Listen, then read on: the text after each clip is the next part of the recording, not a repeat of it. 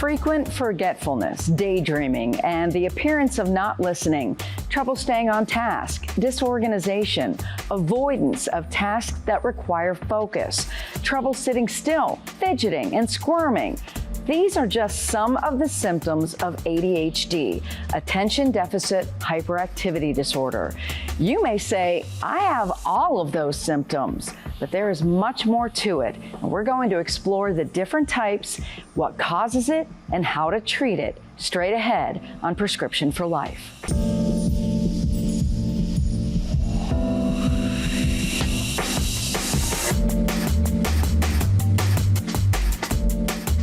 Hello, thank you so much for joining us. I'm Monica Robbins.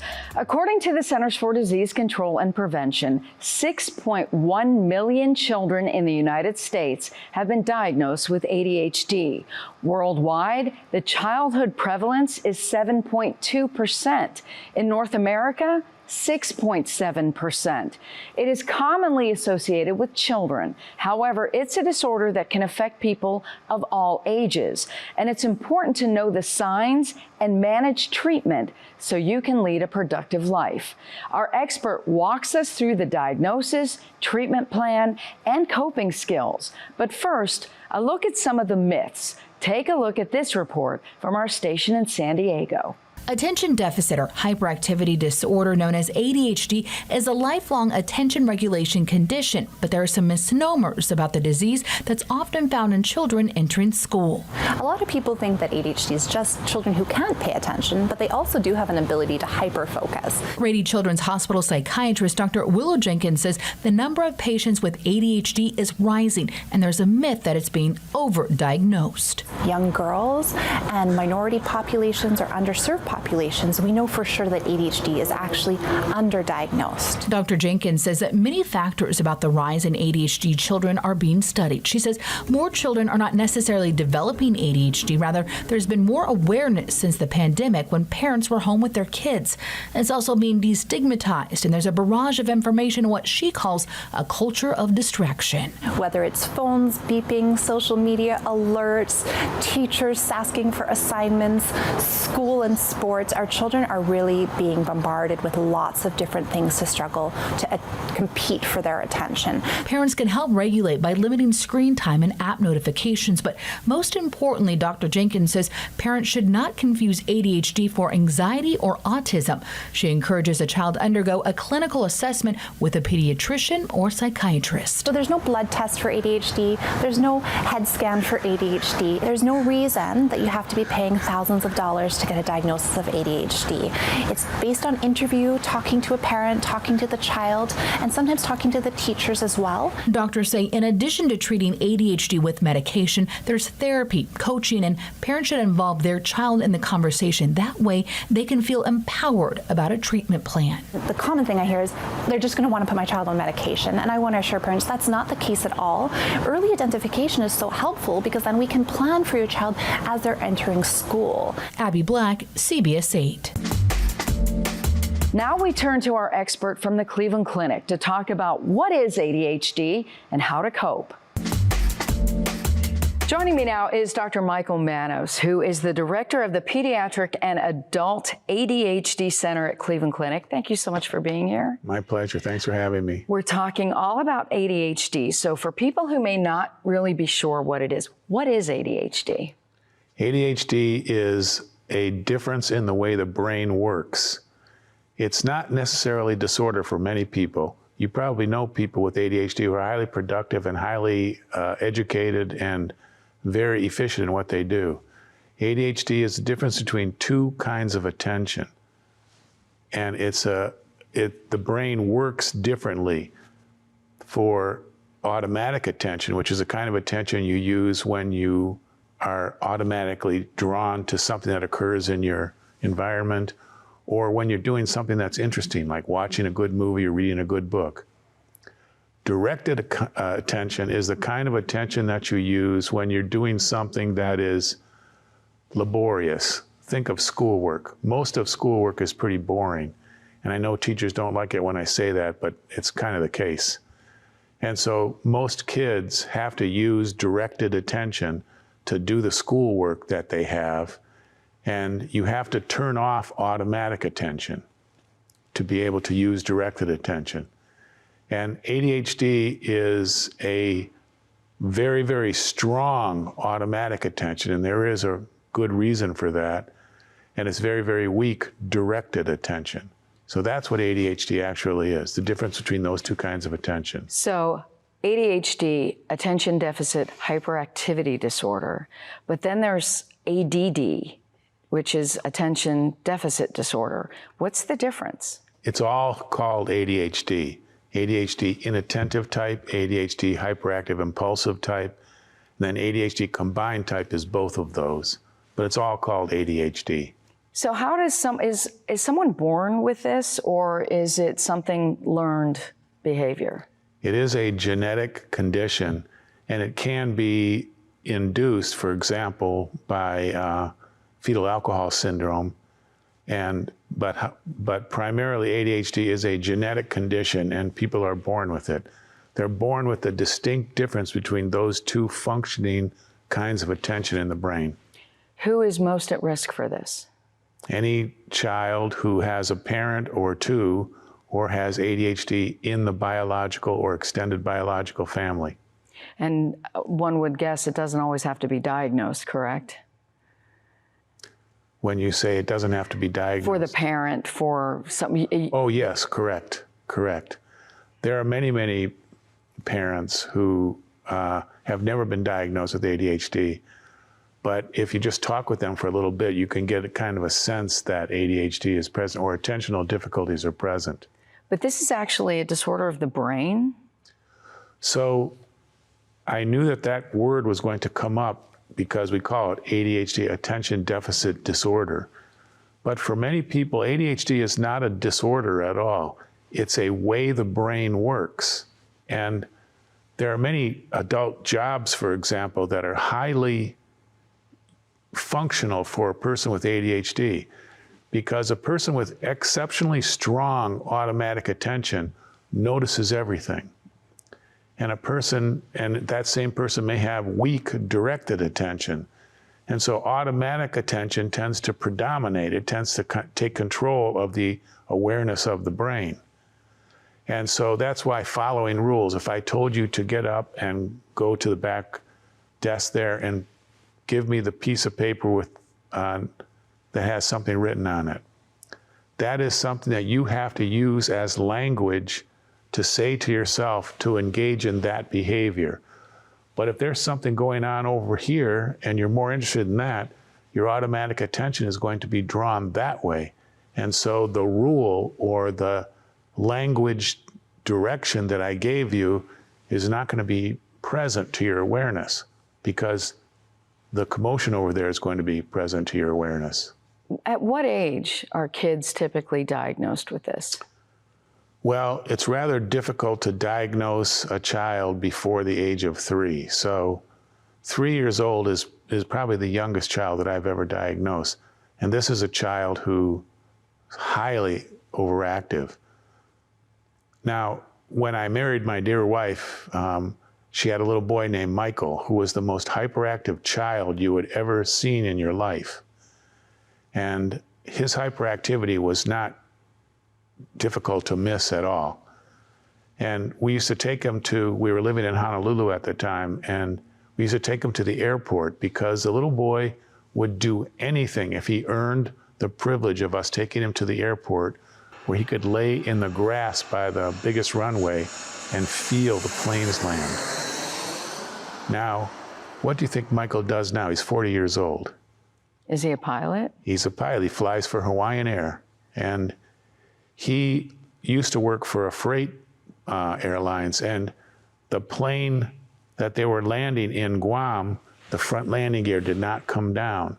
So he had to fly that plane and get rid of some of the fuel. And he landed that plane without the front landing gear.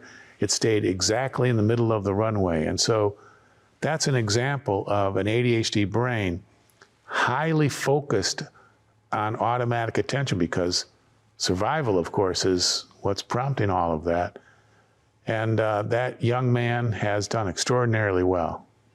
Who is more diagnosed with this? Is it male or female? Boys tend to be diagnosed more often than girls by about 2 to 1 because boys tend to show the more hyperactive expression of ADHD. So it's easily noticeable.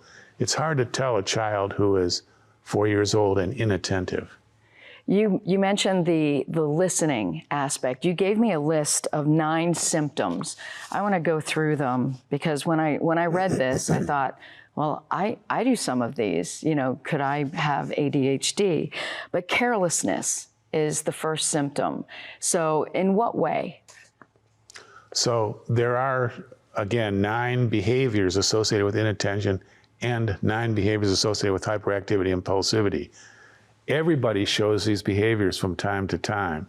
It's not that people show these behaviors, it's that these behaviors intrude on a person living their life. For example, a student in high school, knowing that there is a paper due on Friday, they don't start the paper until Thursday. So that could be considered an intrusion. And a lot of kids who are very, very bright certainly pull that off in high school, but when they get to college, it's not going to be the same kind of condition. So you mentioned a couple of these. Difficulty sustaining attention in activities, doesn't listen. That's every kid, isn't it? Well, certainly it is. And again, it's how much of a problem is it? Okay. No follow through. So that's putting things off and not doing what you were asked to do. So that's a very common ADHD expression. Can't organize. Being disorganized is a classic symptom of ADHD. So parents will tell me, well, he throws things everywhere, but he seems to always know where things are.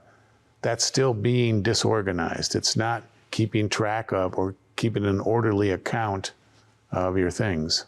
Avoids or dislikes tasks requiring sustained mental effort.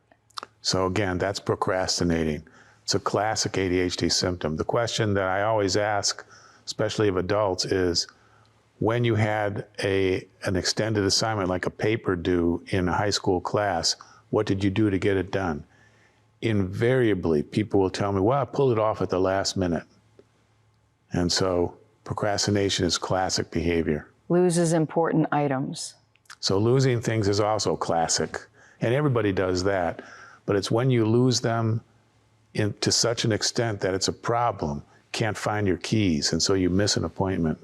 Gotcha. Easily distractible. So that is the strength of automatic attention. So if somebody walked through the door there and started making a lot of noise, both of us would look over there automatically. That's automatic attention. And so we wouldn't consider ourselves distractible by that, but it's the little things, like you hear the joke about the squirrel in the tree, and the child watching the squirrel in the tree. That is a small thing that should not impact classroom behavior. What about forgetful in daily activities? So your mom tells you to go up to your room and put your clothes away, and an hour later you haven't done it, and she says, how come you didn't put your clothes away? And you say, I forgot.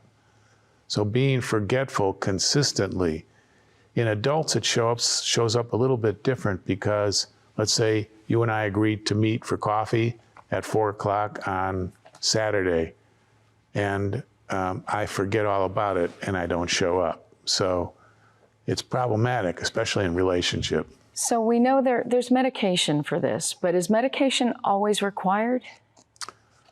No, medication is really never required.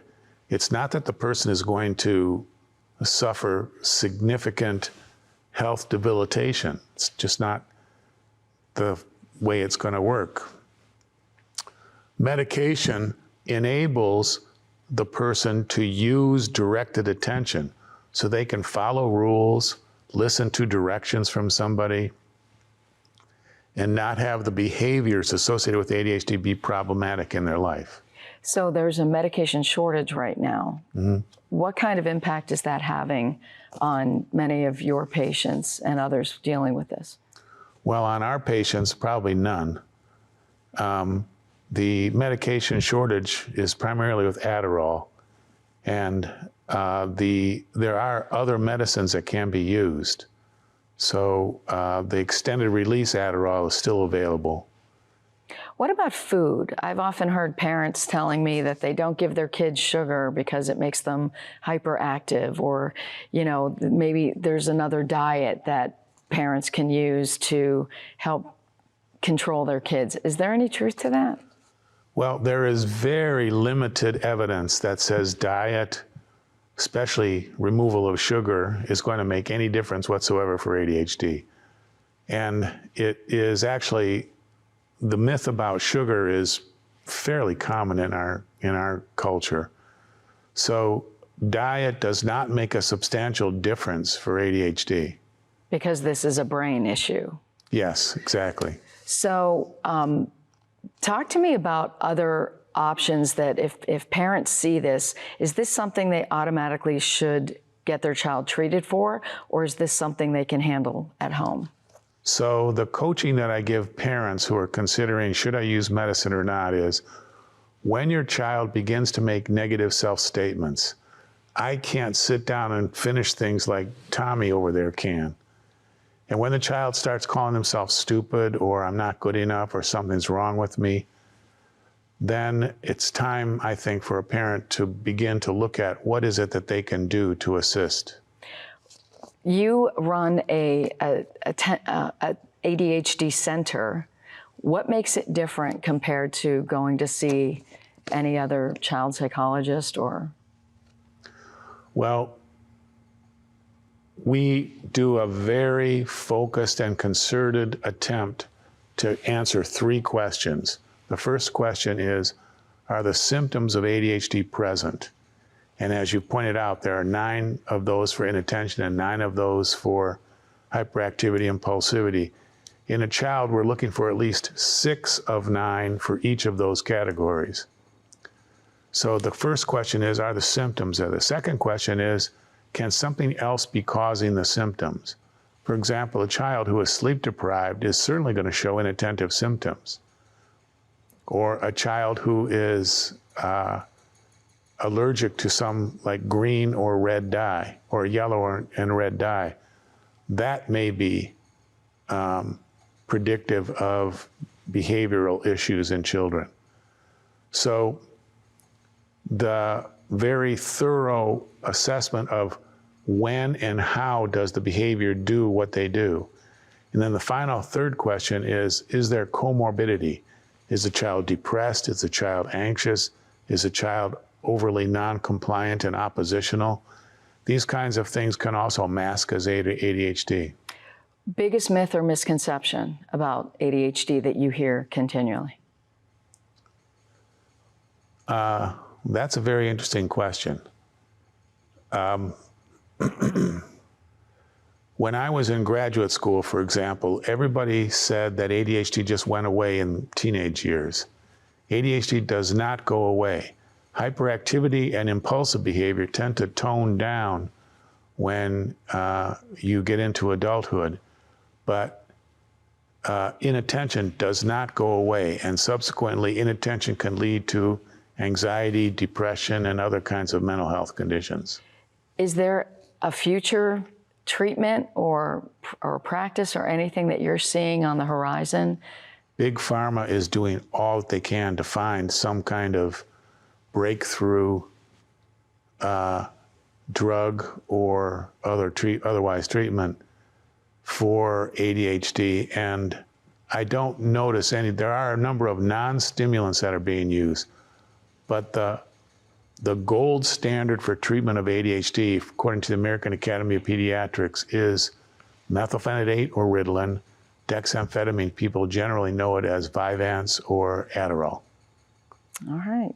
Dr. Manos, any final thoughts? Well, I did want to point out that ADHD has an evolutionary context to it, because when we all lived in hunter-gatherer tribes, hunters were the ones who kept people alive, and so evolution selected for the hunter brain. Now, that ADHD generally is associated with exploratory behavior is evidence of this phenomenon having occurred. After the Ice Age, however, people settled on farms, and a different brain that could wait a long time for plants to grow or seasons to change began to be selected for through evolution. So many of the people I see, especially adults, have grown up thinking that they were stupid or that they just couldn't do things. And it wasn't that at all. It's that their automatic attention was highly active, far more active than the neurotypical individual. And their directed attention was more or less active. I can't say inactive, but it was less active.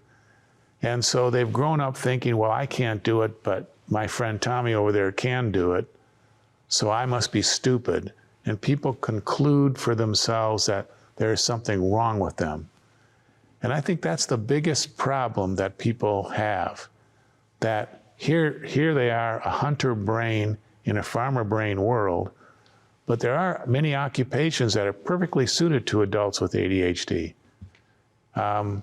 Sales, for example, police work, and many other kinds of very creative things, writing. Many people can engage in the imaginative sorts of activities that writing provides. Theater or being on television. They're very, very actively engaged by the ADHD brain, because the ADHD brain is a hunter brain. And it's not that there's something wrong with it, it's actually that there is something just different about how it works.